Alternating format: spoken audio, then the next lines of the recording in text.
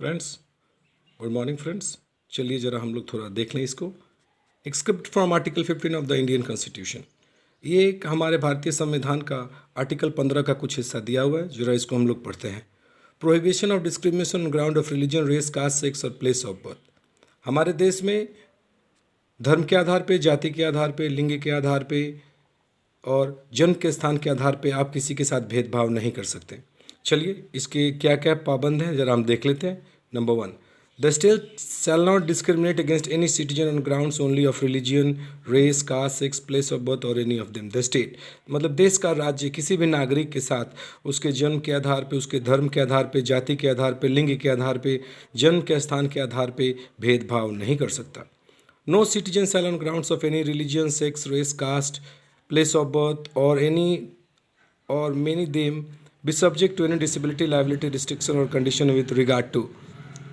देश में किसी भी नागरिक के साथ इन आधार पे आप access to shops, public students, hotels and places और पब्लिक एंटरटेनमेंट्स, आप किसी भी देश के नागरिक को दुकान में, भोजनालय में, होटल्स में और पब्लिक इंटरटेनमेंट जैसे सिनेमा हॉल में जाने से आप नहीं रोक सकते।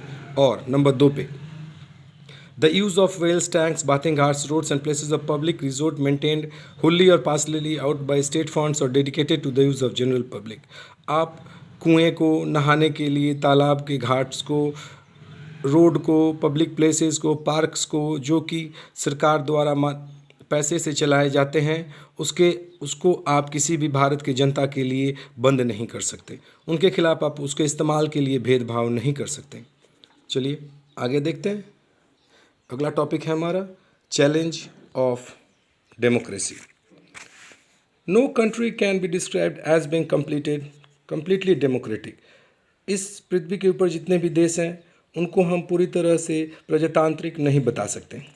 There are always communities and individuals trying to expand the idea of democratic and push for a greater recognition of equality और existing as well as new issues. ये देख सकते हैं कि यहाँ पे जितने भी कम्युनिटीज़ हैं और एक अकेला इंसान भी अपने डेमोक्रेटिक अधिकार को और बड़ा करना चाहता है और जो उसके अधिकार मिले हुए हैं उसको और बड़ा आयाम देना चाहता है। Central to this is the struggle for the recognition of all persons as equal and for the dignity to be maintained. मुख्य बात यह है कि यहाँ पे सभी के आत्मसम्मान को और उसकी पहचान को बरकरार रखा जाए। In this book, you will read about how this issue of equality affect various aspects of our daily lives in democratic India। इस बुक में हम पढ़ेंगे कैसे हमारे जीवन को इक्वलिटी कैसे प्रभावित करती है इस भारत में। As you read these chapters, think about whether the equality of all persons and their being able to maintain their dignity is upheld। देख सकते हैं कि इंसान के आत्मसम्मान को और बराबरी के अधिकार को कैसे जीवित रखा जा सकता है।